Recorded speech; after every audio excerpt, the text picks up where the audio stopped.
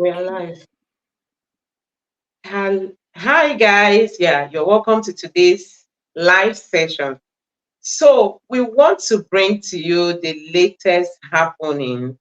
Like you can see on my screen, David Hundeyin has dragged Tinubu to the United Nations Human Rights Gathering. He made a presentation and used that medium to tell the entire world that his life is at stake, considering what has been happening, because he has been pushing so many investigative narrative, out there about Tinubu. He has made a lot of investigation. He's the one that like dragged the FBI in the United States to release some of the documents they've promised that they are going to release. David Hundeyin has been on this topic around Tinubu since the election began. And he believes that they are like looking for him at all costs. So he used this medium to tell the UN what is happening. But before I bring you that video, I want to tell you guys that the president has not been seen for about 6 days now, as in people do not know his whereabouts. People do not know his whereabouts, and we all know that Nigeria at the moment, there's a lot of things, odd things happening in our country. Like today, there was a community, or there is a community that was invaded by bandits. I don't know if you know that some students, female students, were kidnapped in Zamfara, in one of the universities. Some of them have not been found. And apart from that, some of us may equally not know that some youth corpers that were traveling to Sokoto for their youth service were kidnapped by these bandits. And this president, I mean, this government has not even taken any step.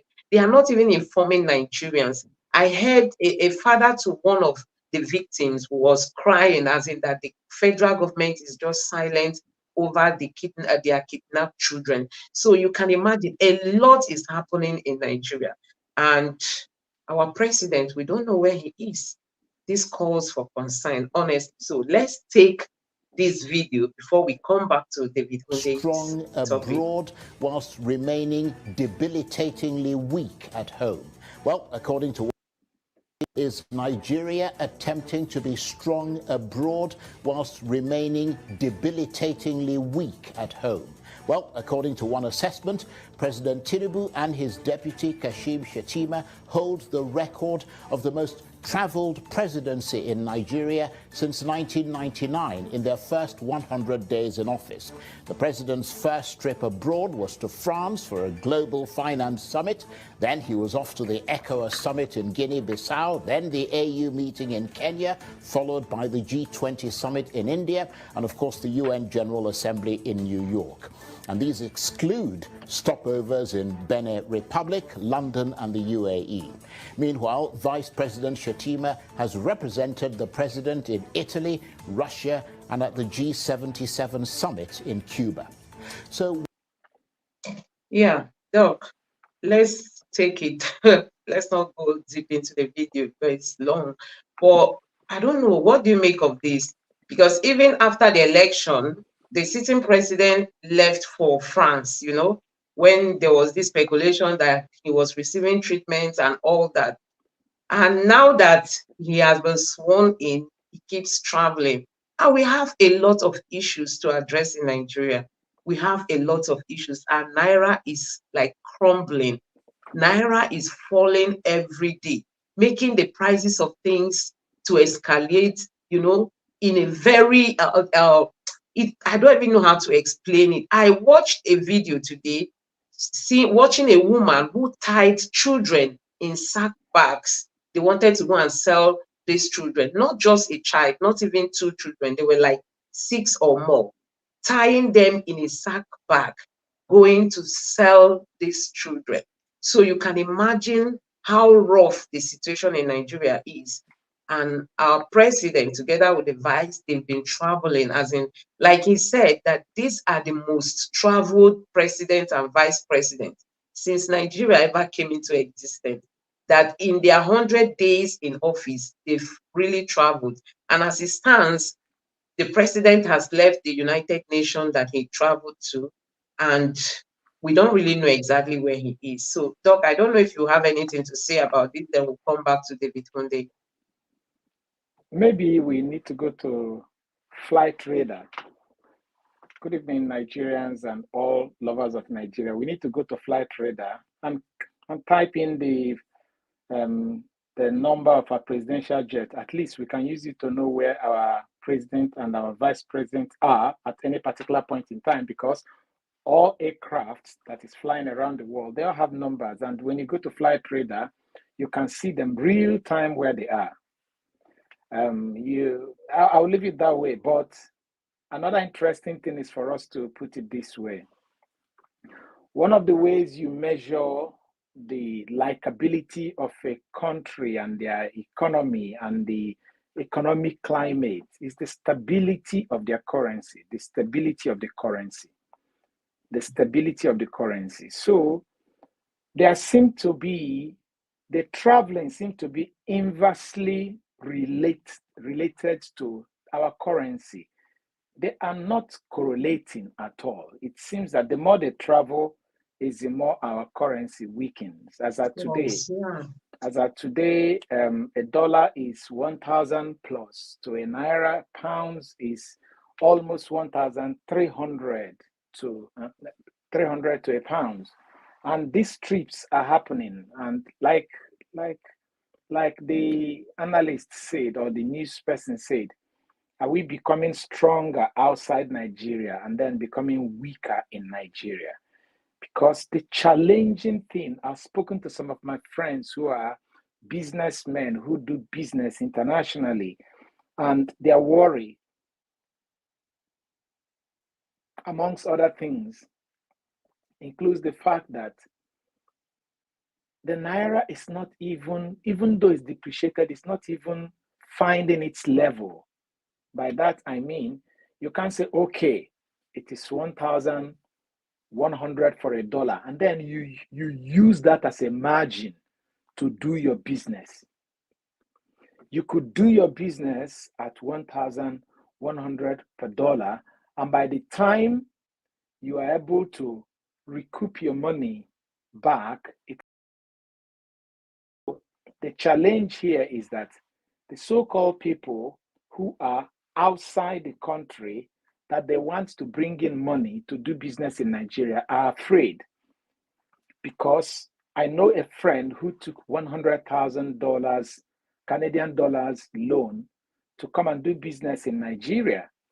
Yes, it gave him some profit, but by the time he's trying to repatriate the money back to Nigeria, he did not only lose all the profit, he lost some substantial part of the principal. So he was taken back to Canada $80,000. So that is someone whom, but in Naira terms, he has finished doing his business and he made profit. But okay, now repatriate it in order to pay your bank in Canada. He couldn't even get the capital, talk more of profit. Mm-hmm. And so the so-called people who are probably overseas, who think that they are winning, are those people who say, okay, someone is asking you for 10,000, and maybe some time ago you sent 10,000 to the person and it was less than $10. Now, if you send $10, you're going to get more than 1,000. Then you clap for yourself. But those are not the people who impact the economy, as it were. So it surprised me that they told us that Lagos is a model of economic excellence in Nigeria and in Africa, and that they are coming to repeat Lagos all over Nigeria. Fine, here we are. The only thing I know of is the fact that the people like Chaudhry, who were doing sharp business, money laundering business in Nigeria during the time of Abacha, they have come back into Nigerian turf again now. You know, I'm told that they have been given a contract to do a road between Lagos to Calabar. This is where our money is going to be sunk in again, and only God help us, to be honest. So I can't see the vibes all these trips are bringing. I can't see that vibes because look, sentiment, aside from other tangible factors, sentiment influences a whole lot of things. If there is a positive sentiment of the international community on Nigeria, to be honest, our currency will not be as depreciating as it is today. So that is a pointer to us that all things are not well as they claim. Because as long as they're in government, they're going to keep speaking positive about themselves. But like someone asked, you that are listening to what they're telling you, how are you experiencing it? It's not about what you're hearing the government say. It's about what you are experiencing. Is your life better today than yesterday? They say, okay, they are just starting. But is it not May, June, July, August? A quarter is gone. 1 quarter is gone. 1 quarter of the year is gone. And so before you know it, 2 quarters are gone. And before you know it, 1 year is gone, which is 1 quarter of the government, of the number of years the government is supposed to spend. And it looks like, to be honest, with all the pain and the anguish and the sufferings Nigerians suffered in the past 8 years of APC under Buhari, it looks like it's even better. It looks like Buhari's days are even a golden days. Look, you're talking about kidnap in Zamfara and Co. The Buhari people will even come to say some promising things as if we are on it, we're going to do this. This one, we're not hearing anything. It's like it's normal. They can kidnap them, nobody cares. I don't know if this is true, but there was a video clip I saw somewhere where some people were wearing football jersey, and they are carrying AK-47, and the person said that these are a football club going to play a match in Zamfara, and that all of them are giving AK-47 to protect themselves. So number one, if that video is true, if that assertion is true, who licensed those guns, AK-47, that they're carrying up north? If it is true, since when, even if it is licensed, have the private citizen become their own security? Number three, if it was licensed, did the government buy it and give to them, or did they go to the market and buy it? And if they went to the market to buy it, which market are they selling AK-47 in Nigeria? Fourthly, why is such a thing permitted up north and it's not permitted down south? So there's just a whole lot of confusion, in Nigeria today, and all we can say is God help us. I'll leave it that way.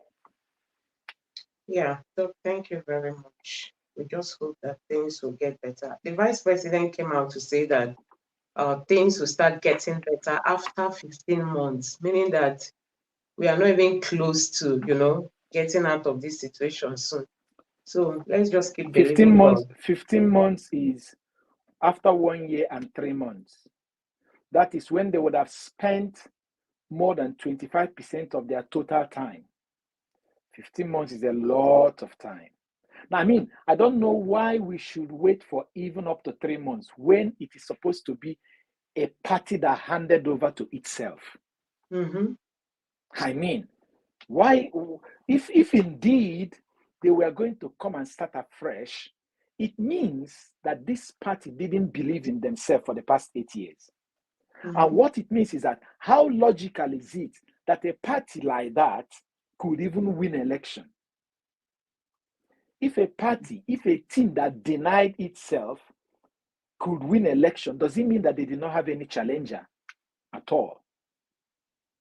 If a political party is telling us that it will take us 15 months to begin to experience the policies of their government, when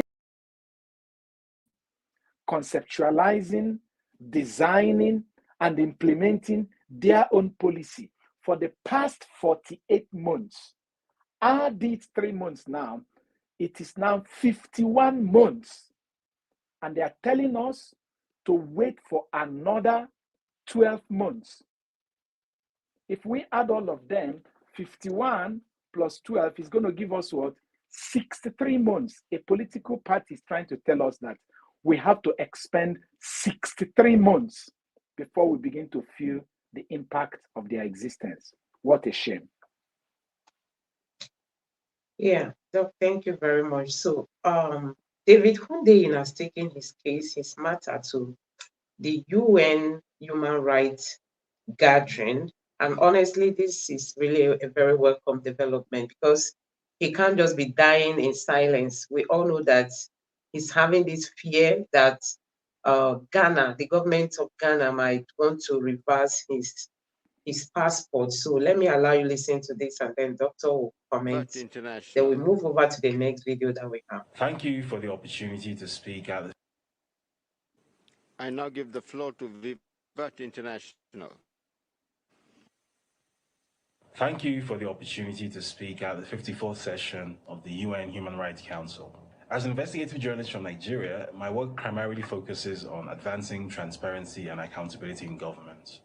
I have repeatedly used my journalistic platform to expose and publicize malfeasance and criminal behavior by powerful people in Nigeria, most recently the new Nigerian president, Bola Tinubu, an individual whose FBI file of over 2,500 pages is set to be released publicly for the first time next month, and who has, as a matter of public record, forfeited $460,000 to the United States government, being proceeds of heroin trafficking. Due to my journalistic work, his regime has taken extraordinary steps to silence me, including a recent attempted abduction from Ghana where I have political asylum. The Tinubu regime is currently trying to prevail on Ghana, which historically is a close ally of Nigeria, to violate the non-refoulement principle and have me return to Nigeria, where I would almost certainly face imprisonment, torture, and extrajudicial execution.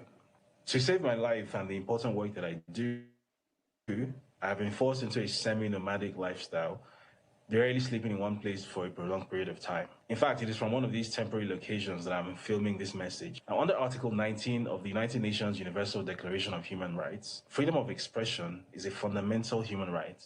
And as a journalist, I must be able to do my work without living in fear or living on the run, simply because I'm doing my job. Thank you. So, Doc, let's know what you've got to say about this. Can you just break it down for our viewers to understand? Well, good one. Where David is the United Nations Human Rights Commission that deal with human rights. What can the young man do? He's making good moves. He's making his voice heard. He's raising the alarm. And I pray that the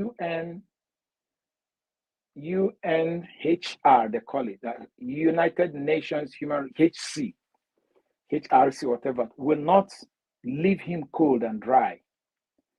Why I say so is because sometimes, to be honest, United Nations looks to me like a toothless bulldog.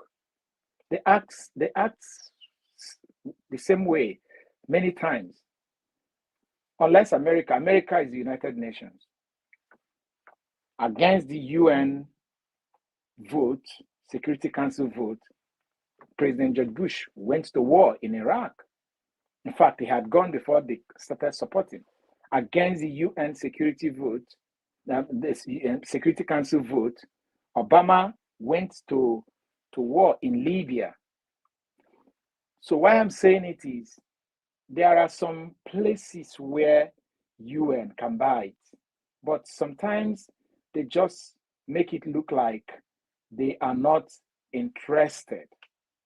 But I pray that David Hundeyin will also put pressure on them and make what he has done is to say, this is who I am. This is what is happening. He has said something on X that has gathered millions of views. He has made it official now to the United Nations. I pray that maybe one of the Western nations could call him over and give him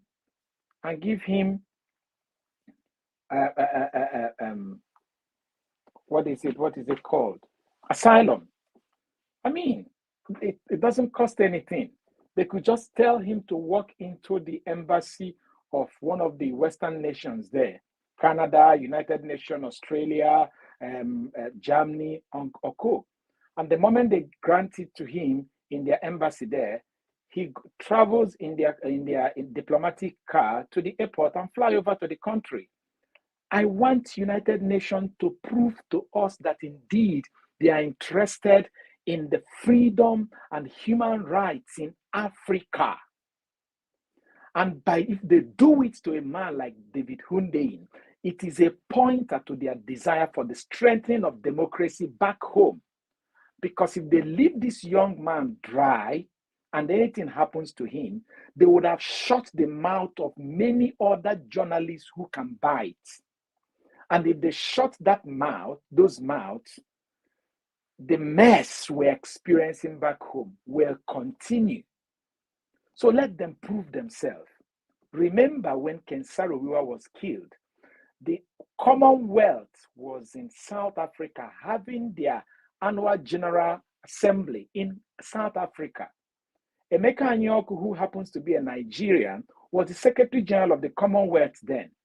And they warned Abacha not to kill Ken Saro-Wiwa. People were in the Shell headquarters in London demonstrating for safety of Ken Saro-Wiwa while all these things were going on. Ken Saro-Wiwa was killed and acid poured on his body. What happened? So what I'm trying to say is this. The way the bodies like United Nations, they like to give us aids. They like to give us aids. They bring vaccine. They do all this and that. But when a situation like this happens, they need to step out and do something that will make those people that are chasing people like David Hundeyin know that, listen, as long as this guy is doing his job and doing it well, we will protect him. And when he's protected, other journalists will now gain boldness. And when journalists gain their boldness and do their job thoroughly, you will see that democracy will improve. That's my summary. Doc, thank you. Honestly, you nailed it, because journalists, they've got a lot of roles to play, in sanitizing our society. And with what is happening in Nigeria, it's good that he's raising this alarm, because you could hear that Ghana has, extradited him to Nigeria, and then they will start giving all sorts of excuses why they are holding him.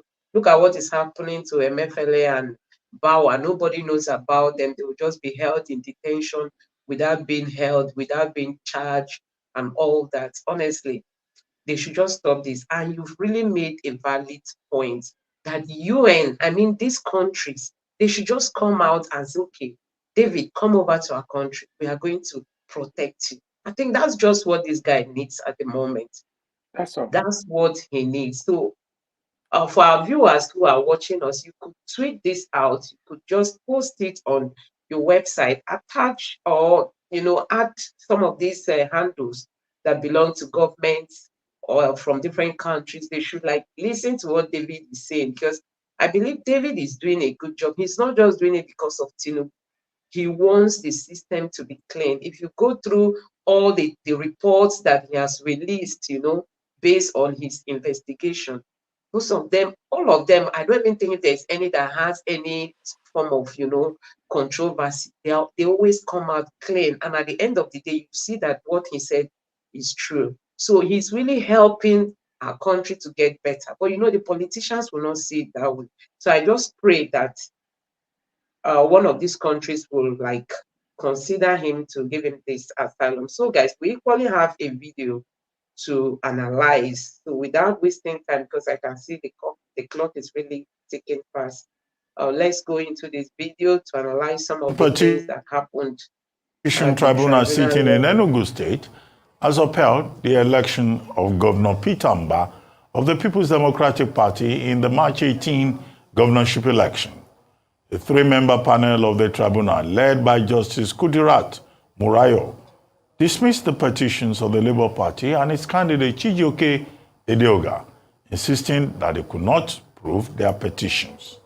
In dismissing the petitioner's petition, the tribunal declared that the National Youth Service Corps discharge certificate is not a qualification to contest a governorship election.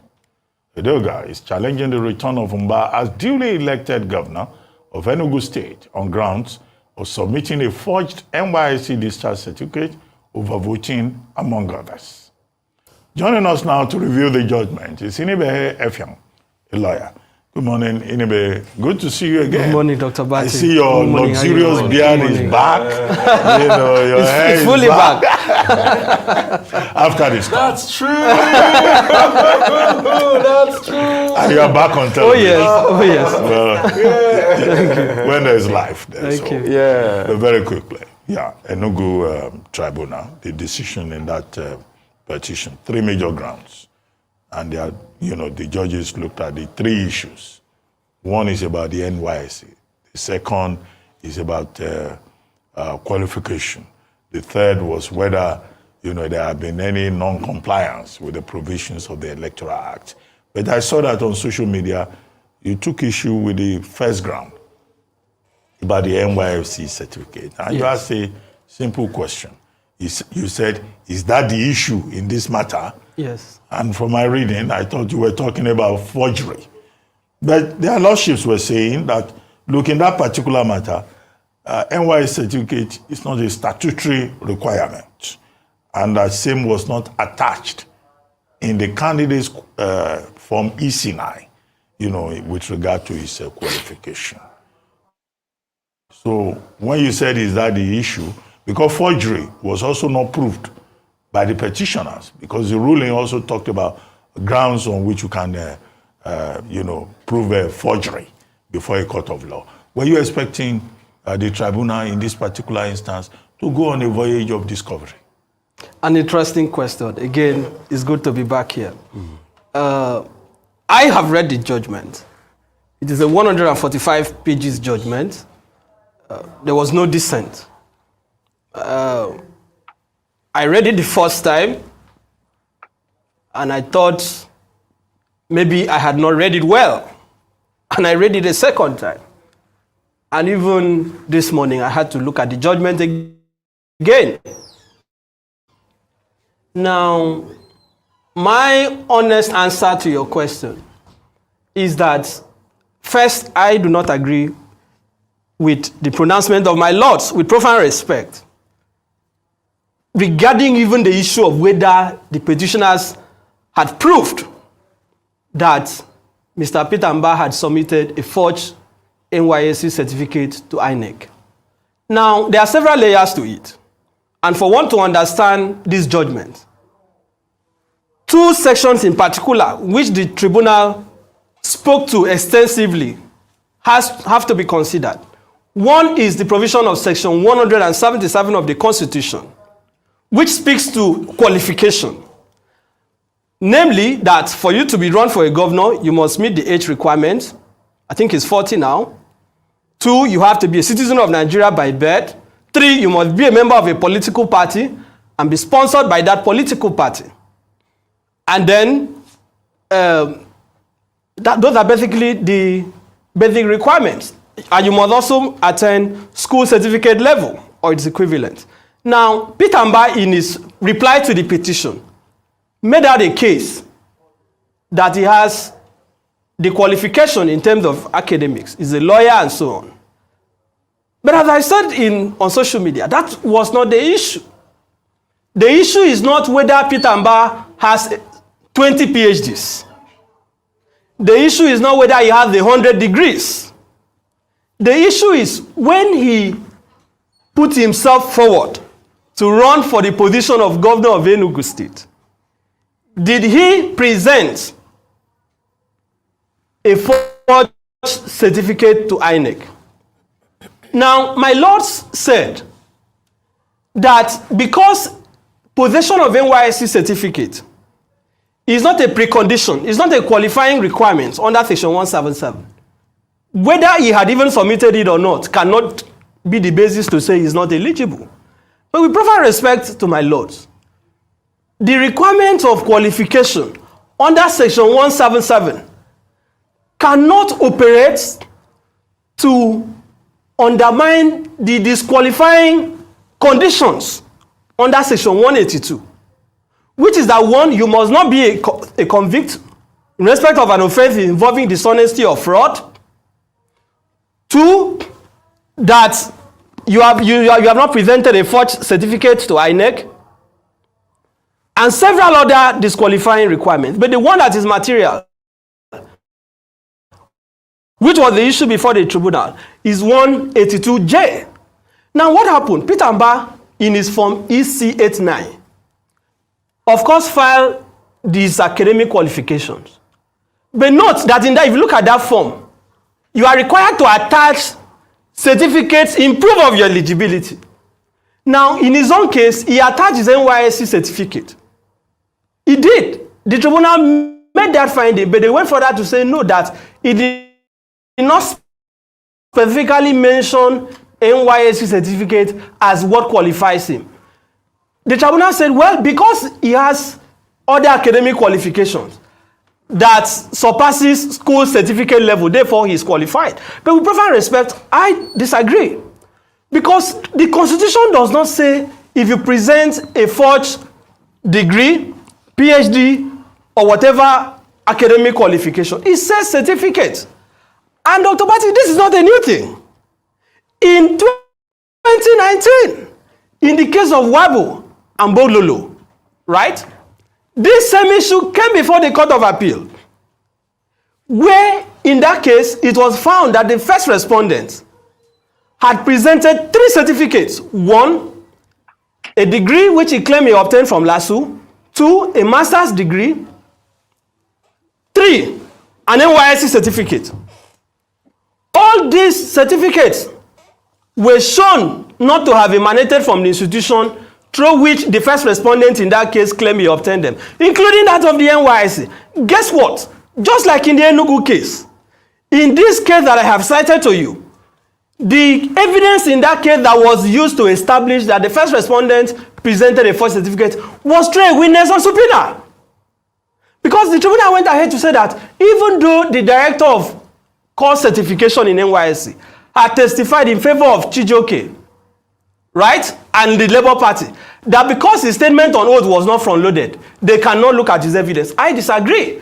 Because in that case I have cited, it is also the NYSC that came forward to tender letters written to it where they had disclaimed the certificate presented. So when you say that because the director of course certification, his statement on oath was not filed along with the petition, therefore you cannot examine his evidence, you are asking a petitioner to do the impossible. Because as at the time of filing the petition, I mean, what are we talking about? Yeah. Does the director of NYSC work for the Labour Party? He doesn't work for the Labour Party. They could not have listed him at the time of filing the petition. Before we go further, if you look at that...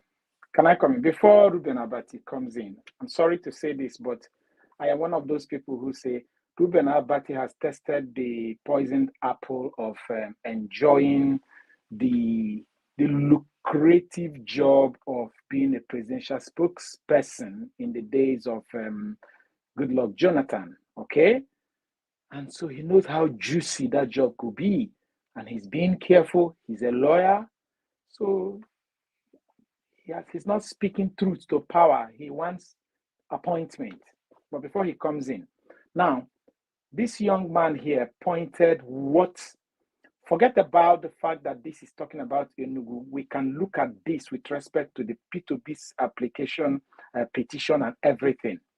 He raised a point here.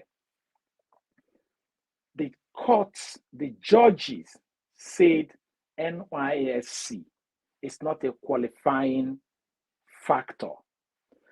But they forgot that they are trying to see what is written under the governorship requirement. Section 177 of the Constitution listed what is the qualification criteria. But Section 182 listed disqualification criteria. Meaning, if you meet 177 and fail in 182, you will be disqualified. And one of those disqualification criteria is 182J, 182J, where it talks about presentation of forged certificate to INEC. Presentation of forged certificates to INEC. That is exactly what Atiku is fighting. Atiku is saying that there is a forged certificate presented to INEC.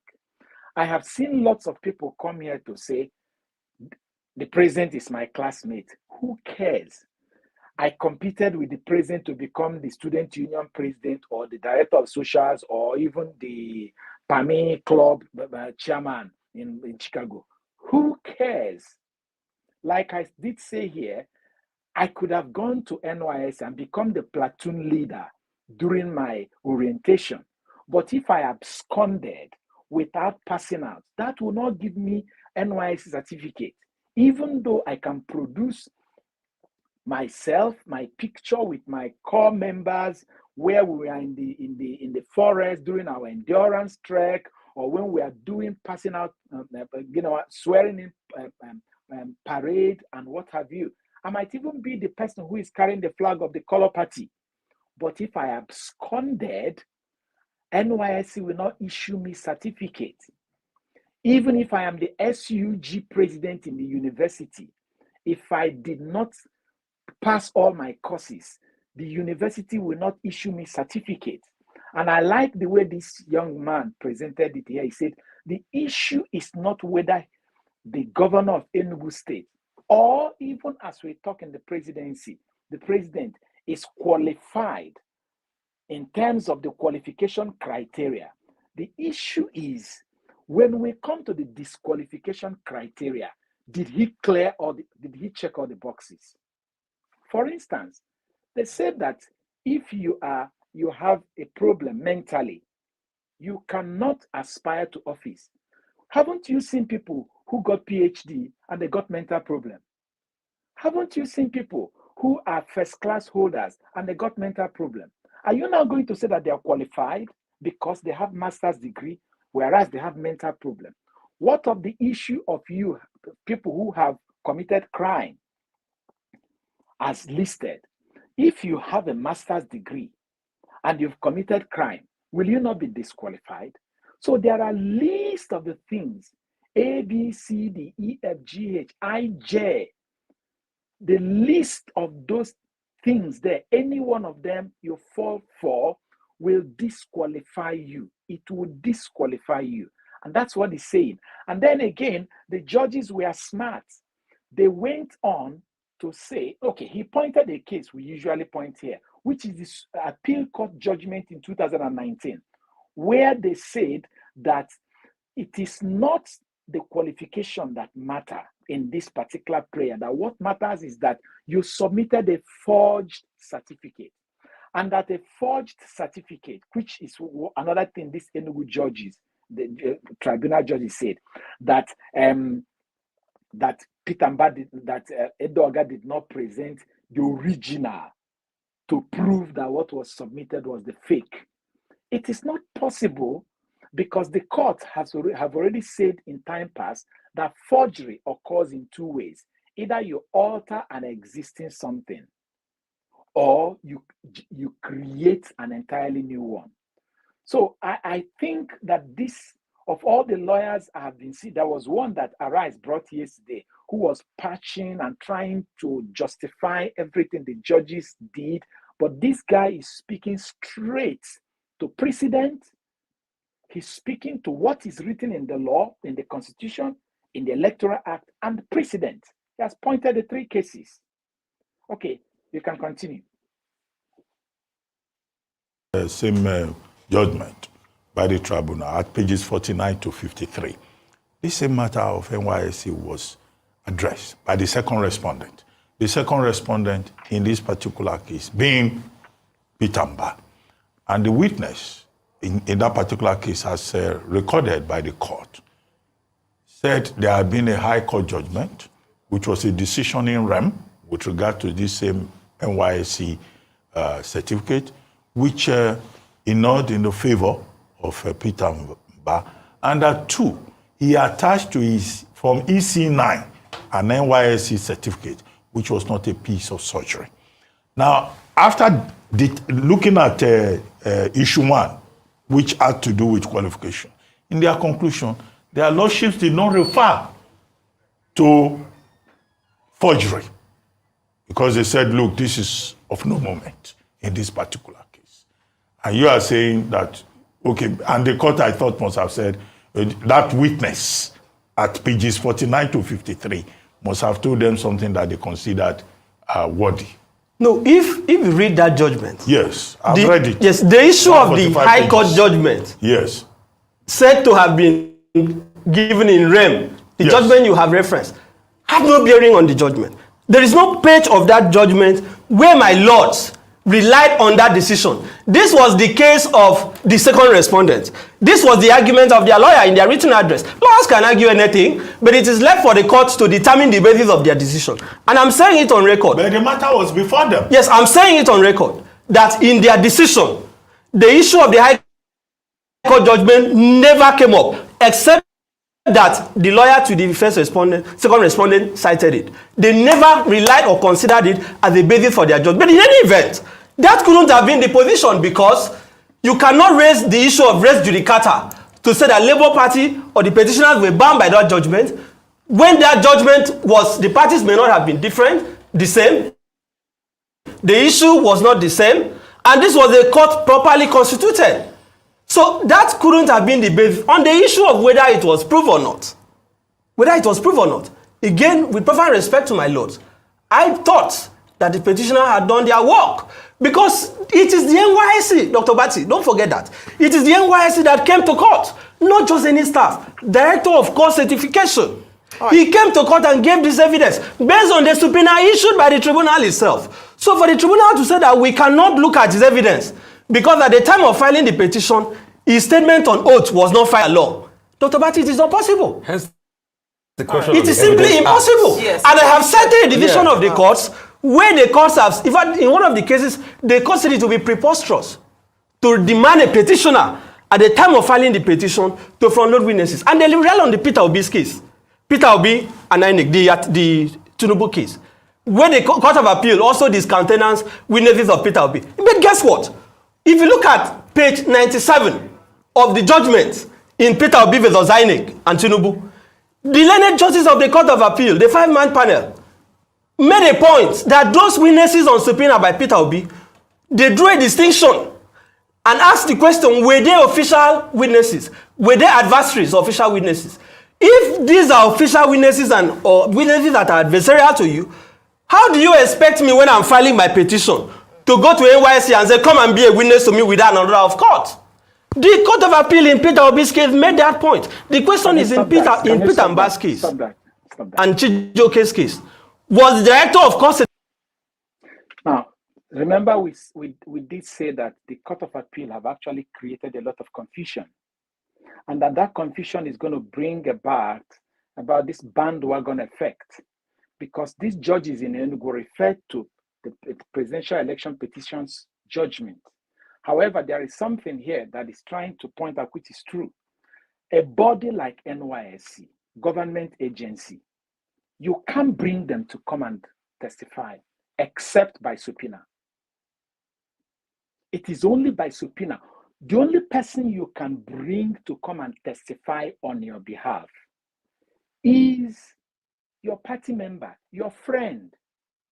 So, in the case of Peter Obi versus INEC, all those, they threw away the girl from Amazon because she's a member of Labour Party. Okay, let's assume that is the case, that she's a member of the Labour Party, so she doesn't need a subpoena to come. She's a member. She could just come and support their party. But what of Channels? You remember that Channels was brought. What of AIT? Those are institutions. Those are not Labour Party. They can only come to testify because they are an organization. They can only come to testify on subpoena. What of other subpoenas that they issue to other bodies that are not members of Labour Party? And now let's move it down to what happened in Enugu here. NYSC that they threw out, the man is a petitions witness one. And this Enugu judges threw it out, saying that NYSC did not front load their witness. And this young man is asking a question. How can NYSC, which is a government body, which can only come to testify via a subpoena, come and front load their witness when there is no subpoena? And how can a subpoena be issued when the panel have not been constituted? And how can the panel be constituted without the petition being submitted? So look at the step. First, election was held. Somebody did not like it. And the person submitted a petition within the time limit. After the time limit expires, the High Court find out, oh, there is a petition. The Chief Judge of the High Court will now form a panel. That panel will now be the authority that can issue a subpoena. And this panel issued the subpoena that to NYSC, and NYSC came. This same panel threw away the witness that came via their own subpoena, which means they wasted their own time. They wasted the court's time. They wasted the court's documents. Are you seeing how they are somersaulting with our judgment in Nigeria? It is a shame. And that's what he's saying here. You can go ahead. Certification and official witness? The answer is yes. Because if you are saying that at the time of filing the petition, that the director who came to certify for Labour Party in that case, supine on the order of the tribunal, that the evidence should have been front-loaded, you are asking the petitioner to do the impossible. Well, all of these issues will be part of the appeal. And then, Dr. Bati, that is not even the end of the matter. That is not even the end of the matter. He was not the only one whose evidence was discountenanced. The petitioner actually called 5 witnesses in proof of the issue of NYSC. And the courts have held. And the other aspect is that they said he did not prove it because the original certificate was not tendered. That for you to prove forgery, you must tender the original certificate. With proper respect, Dr. Bati, I don't understand that. If I step out of this studio, let's even use common sense, and say, I am Dr. Rubin Abati. This is my certificate bearing that name.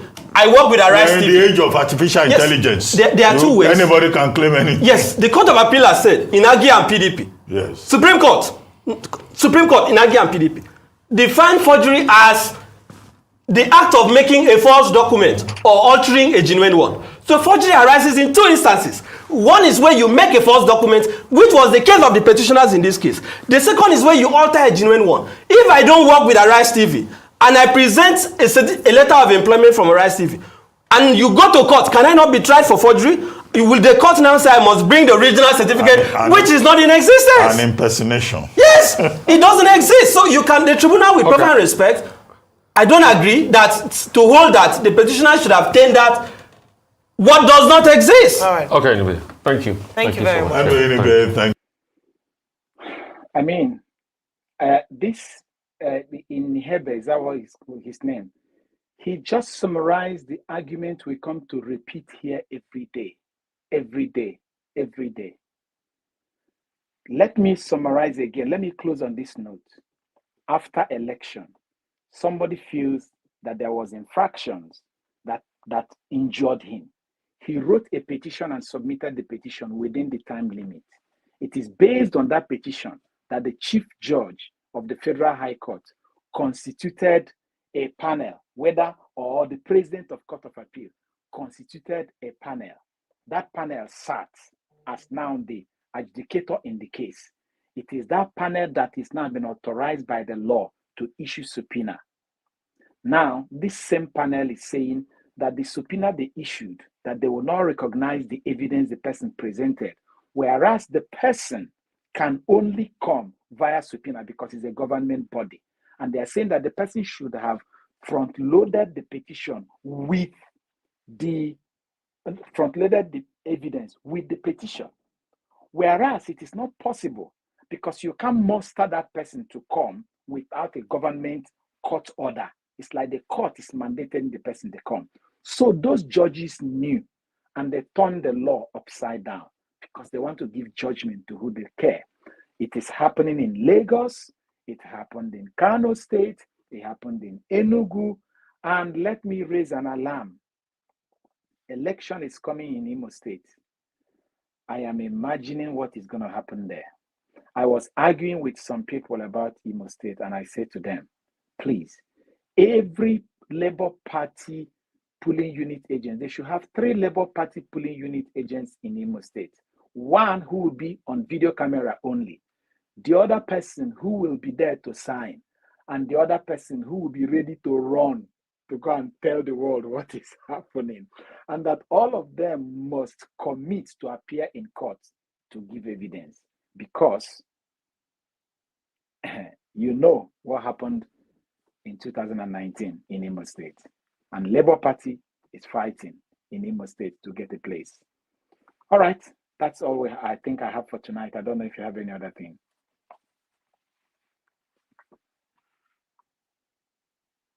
Yeah, Doc, thank you very much for that analysis. Yeah. The tribunal is not really working in favor of the Nigerian citizen. That's my take, The kind of ruling we have seen across the country is just something else. Look at that of Lagos.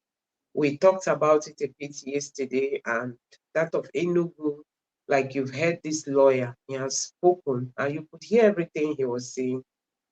How the judges, or they finally said, because he submitted this forged certificate, they've now left it by the side, saying that it's not what will determine if he's going to be a governor.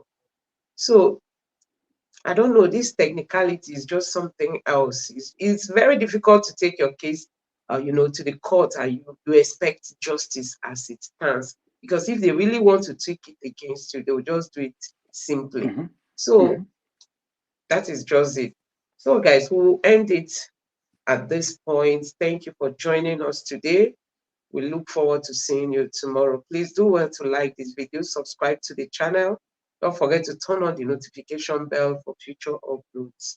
Thank you and God bless you. Thank you. Thank you for your contributions. Good night. And you too. Bye. Great.